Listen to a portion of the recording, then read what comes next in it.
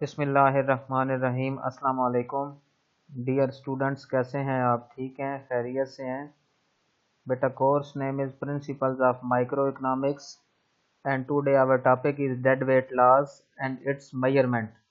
First of all, I would like to explain dead weight loss. A dead weight loss is a cost to society created by market inefficiency which occurs when supply and demand are out of equilibrium. बेटा, dead weight loss जो है ये एक ऐसी cast है जो society में उस वक्त क्रिएट होती है जिसकी मेन रीज़न मार्केट इनएफिशिएंसी होती है। और मार्केट इनएफिशिएंसी किस सिचुएशन को कहते हैं? When supply and demand are out of equilibrium. जब डिमांड और सप्लाई इक्विलिब्रियम पोजीशन में नहीं होते उसे मार्केट इनएफिशिएंसी कहते हैं, मार्केट डिसइक्विलिब्रियम भी कहते हैं। Dead weight loss occurs when supply and demand are not in equilibrium. Dead weight loss उस सूरत हाल में पैदा होता है जब तलब और रसद इक्विलिब्रियम पोजीशन में नहीं होते, which leads to markets inefficiency, जो मार्केट इनएफिशिएंसी की तरफ लेके जाता है। Market inefficiency occurs when goods within the market. मार्केट इनएफिशिएंसी उस वक्त पैदा होती है जब goods within the market when goods within the market are either overvalued or undervalued। जब गुड्स को ओवर वैल्यूड कर लिया जाए या अंडर वैल्यूड कर लिया जाए उस वक्त मार्केट इनएफिशिएंसी अकर होती है। While certain members of society में बेनिफिट फ्रॉम द इम्बैलेंस। अब इस इम्बैलेंस से क्या होता है? कुछ मेंबर्स जो होते हैं सोसाइटी के, माशरे के कुछ अफराद होते हैं जो इससे फ़ायदा हासिल करते हैं। Others will be negatively impacted by a shift from equilibrium. लेकिन जो दूसरे लोग होते हैं उसके ऊपर उसका मार्केट इनएफिशिएंसी का उनके ऊपर एक नेगेटिव इम्पैक्ट जाता है। For example, over valued prices may led to higher profit margins for a company. मिसाल के तौर पर अगर देखा जाए, अगर कीमतें बहुत ज़्यादा बढ़ जाएं, ओवर वैल्यूड हो जाएं गुड्स, तो कंपनी का प्रॉफिट मार्जिन इंक्रीज हो जाता है। But it negatively affects the consumers of the product. लेकिन ये उस प्रोडक्ट के कंज्यूमर्स को नेगेटिवली इफेक्ट करता है। For in elastic goods, meaning demand does not change for that particular good और service when the price goes up और down. एक ऐसी इन इलास्टिक गुड्स जिसमें प्राइसेस बेशक इंक्रीज होती चली जाएं, डिक्रीज होती चली जाएं, लेकिन डिमांड के ऊपर कोई इफेक्ट ना आए। द इंक्रीज्ड कास्ट में prevent consumers from making purchases in other market sectors. In addition, some consumers may purchase a lower quantity of the item when possible। Sometime ऐसे हो सकता है कि consumers उसकी lower quantity को purchase कर लेंगे जब मुमकिन होगा। For elastic goods, meaning sellers and buyers quickly adjust their demand for that goods or service if the price changes। Elastic का मतलब क्या हुआ? लचकदार का मतलब क्या हुआ कि जब किसी भी चीज़ की प्राइस के अंदर चेंज आएगी तो बायर्स या सेलर्स उस चीज़ की डिमांड को ऑटोमेटिकली बहुत क्विकली एडजस्ट करते हैं। बहुत क्विकली चेंज आता है उसके अंदर, डिमांड के अंदर। Consumers may reduce spending in that market sector to compensate और be priced out of the market entirely. Under valued products may be desirable for consumers. बेटा, जब अंडर वैल्यूड प्रोडक्ट्स होंगी तो वो कंज्यूमर्स के लिए तो फ़ायदा मंद हैं, उन्हें कम कीमत पे मिल रही हैं, but may prevent a producer from recuperating their production costs if the product remains under valued for a substantial period. बच्चे, अगर ज़्यादा अरसे के लिए वो प्रोडक्ट अंडर वैल्यूड रहे, producer will either choose to no longer sell that product. Producer फिर उस चीज़ को ज़्यादा लंबे अरसे के लिए सेल नहीं कर सकेंगे। Up the price to equilibrium or may be forced out of the market entirely। It is the portion which neither goes to producer nor consumer। बेटा, डेड वेट लॉस ये एक ऐसा पोर्शन है जो ना कंज्यूमर के पास जाता है ना प्रोड्यूसर के पास जाता है, ना ये कंज्यूमर सरप्लस में इंक्लूड होता है ना प्रोड्यूसर सरप्लस में इंक्लूड होता है। ग्राफिकली हम इसको इस तरह चेक करेंगे। आपके सामने एक नेगेटिव स्लोप कर्व है जिसको डिमांड कर्व कहते हैं, एक पॉजिटिव स्लोप कर्व है जिसको सप्लाई कर्व कहते हैं। जहाँ पे डिमांड कर्व और सप्लाई कर्व आपस में इंटरसेक्ट कर रहे हैं इसे पॉइंट ऑफ इक्विलिब्रियम कहेंगे। पॉइंट ऑफ इक्विलिब्रियम से हमने एक्स एक्सिस पे परपेंडिकुलर ड्रा किया तो हमें इक्विलिब्रियम क्वांटिटी हासिल हुई जिसे हम 500 कहेंगे। अगर पॉइंट ऑफ इक्विलिब्रियम से हमने वाई एक्सिस पे परपेंडिकुलर ड्रा किया तो हमें इक्विलिब्रियम प्राइस हासिल हुई। ये नो टैक्स यानी टैक्स लगने से पहले वाली प्राइस है जो कि $5 है। अब हम अगर चेक करना चाहें कि कंज्यूमर सरप्लस क्या है, प्रोड्यूसर सरप्लस क्या है, जैसा कि हम इसकी डेफिनेशंस में पढ़ चुके हैं, डेफिनेशंस हमें पहले से मालूम है। Consumer surplus is the area above the price below the demand curve and the producer surplus is the area which lies below the price and above the supply curve. It is known as producer surplus. At equilibrium the price would be $5 with the quantity demanded of 500. आप देख सकते हैं इस diagram में equilibrium के ऊपर quantity demanded 500 है और जो इक्विलिब्रियम प्राइस है वो $5 है। Equilibrium price is equal to $5. Equilibrium demand is equal to 500. Consumer surplus. The consumer surplus is the area above the price and below the demand curve. आप diagram में देख सकते हैं कि प्राइस के ऊपर वाला पोर्शन और डिमांड कर्व के नीचे वाला पोर्शन, इसको कंज्यूमर सरप्लस कहते हैं। और प्रोड्यूसर सरप्लस जो है, the producer surplus is the area above the supply curve but below the equilibrium price.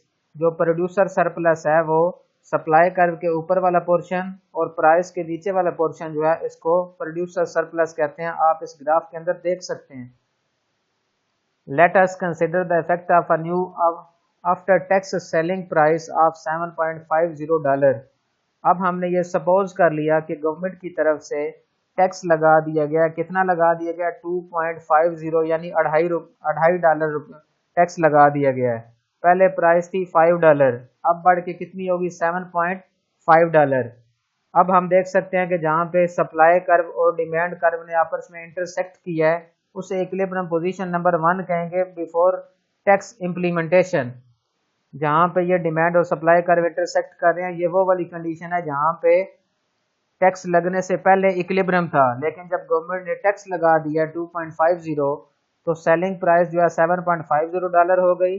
तो लिहाजा ये प्रोड्यूसर सरप्लस जो है टैक्स लगने के बाद पहले से पोर्शन कम हो गया है और जो कंज्यूमर सरप्लस है उसका पोर्शन भी पहले से कम हो चुका है। ये दरमियान में जो पोर्शन है ये टैक्स रेवेन्यूज को शो करता है। टैक्स रेवेन्यूज किसको कहेंगे? जो गवर्नमेंट टैक्स की सूरत में अपने रेवेन्यूज जनरेट कर रही है। फॉर एग्जांपल, अगर पहले प्राइस थी ₹5, अब उस प्राइस बढ़कर 7.5 हो गई तो ऊपर वाले 2.5 ये जो है ये प्रोड्यूसर और नीचे वाला जो पोर्शन है ये प्रोड्यूसर और कंज्यूमर दोनों के ऊपर टैक्स का बर्डन शिफ्ट हो जाएगा।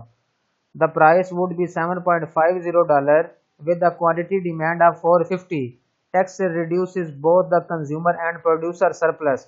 बेटा आप डायग्राम में देख सकते हैं कंज्यूमर सरप्लस का पोर्शन भी पहले से रिड्यूस हो गया है, प्रोड्यूसर सरप्लस का पोर्शन भी पहले से रिड्यूस हो गया है। However, taxes create a new portion called tax revenue. Taxes की वजह से एक नया पोर्शन क्रिएट हो गया जिसे टैक्स रेवेन्यू कह रहे हैं।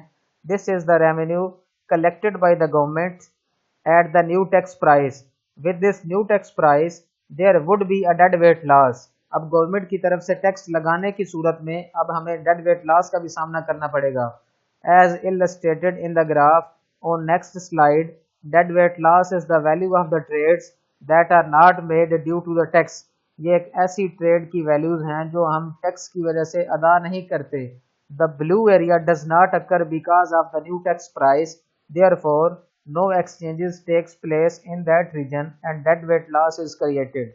बेटा हम इस डायग्राम में देख सकते हैं कि जब गवर्नमेंट ने टैक्स नहीं लगाया था तो हमारी इक्विलिब्रियम कंडीशन यहाँ पे थी जहाँ पे कर्सर है, इसे हम इक्विलिब्रियम पॉइंट कहते थे। एक्स एक्सिस पे परपेंडिकुलर ड्रा किया तो इक्विलिब्रियम क्वांटिटी हासिल हुई जो 500 थी।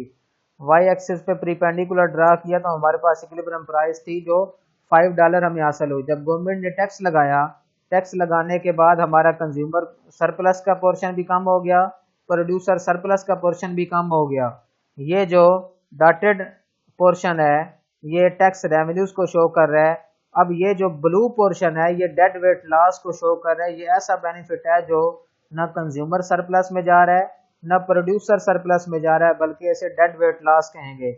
Calculation of dead weight loss. अब हम यहाँ पे चेक करेंगे कि डेड वेट लॉस को हम कैलकुलेट किस तरीके से करते हैं। हमने ये इनिशियल इक्विलिब्रियम ले लिया, यानी सप्लाई कर्व पॉजिटिवली स्लोप और नेगेटिवली स्लोप डिमांड कर्व। जहाँ पे दोनों आपस में इंटरसेक्ट कर रहे हैं उसे हम इक्विलिब्रियम कंडीशन कहेंगे, जिसको नुक्ता ई से जाहिर करते हैं हम। एक्स एक्सिस पे प्रीपेंडिकुलर ड्रा किया तो हमें क्वांटिटी हासिल हुई क्यू नॉट, वाई एक्सिस पे प्रीपेंडिकुलर ड्रा किया तो हमें इक्विलिब्रियम प्राइस हासिल हुई जिसे पी नॉट कहते हैं। अब गवर्नमेंट ने टैक्स लगा दिया है, जब गवर्नमेंट टैक्स लगाएगी तो ऑटोमेटिकली सप्लाई कर्व जो है वो लेफ्ट वर्ड शिफ्ट हो जाएगा, सप्लाई डिक्रीज हो जाएगी। अब हमारा जो इक्विलिब्रियम है वो इस जहाँ पे कर्सर है उस पॉइंट के ऊपर हो रहा है इक्विलिब्रियम। अब हम यहाँ से एक्स एक्सिस पे प्रीपेंडिकुलर ड्रा करेंगे तो हमें इक्विलिब्रियम क्वांटिटी Q1 हासिल होगी। अगर हम यहाँ से वाई एक्सिस पे प्रीपेंडिकुलर ड्रा करें तो हमें प्राइस P1 हासिल होगी और नीचे जो है P2 है। अब ये सेकंड वाला जो दरमियान में पोर्शन है ये टैक्स रेवेन्यूज को, उसी तरह ये कंज्यूमर सरप्लस को, ये प्रोड्यूसर सरप्लस को और ये डेड वेट लॉस को शो कर रहा है। और ये जो सप्लाई कर्व पीछे की जानिब शिफ्ट हुआ है, लेफ्ट वर्ड शिफ्ट हुआ है, अपवर्ड शिफ्ट हुआ है, ये टैक्स की वजह से शिफ्ट हुआ है। The equilibrium price and quantity before the imposition of tax is Q not and P not. बच्चे टैक्स लगने से पहले जो हमारी इक्विलिब्रियम क्वांटिटी वो Q नॉट है और जो इक्विलिब्रियम प्राइस है वो P नॉट है, आप इस ग्राफ में देख सकते हैं। With the tax the supply curve shifts by the tax amount from supply naught to supply one. जब टैक्स लगा तो गवर्नमेंट की तरफ से टैक्स लगने की वजह से सप्लाई कर्व सप्लाई नॉट से सप्लाई वन की तरफ शिफ्ट हो गया। Producers would want to supply less due to the imposition of a tax. Tax लगने की वजह से प्रोड्यूसर्स पहले से कम सप्लाई करने पर रजामंद होंगे। The buyers price would increase from P naught to P1।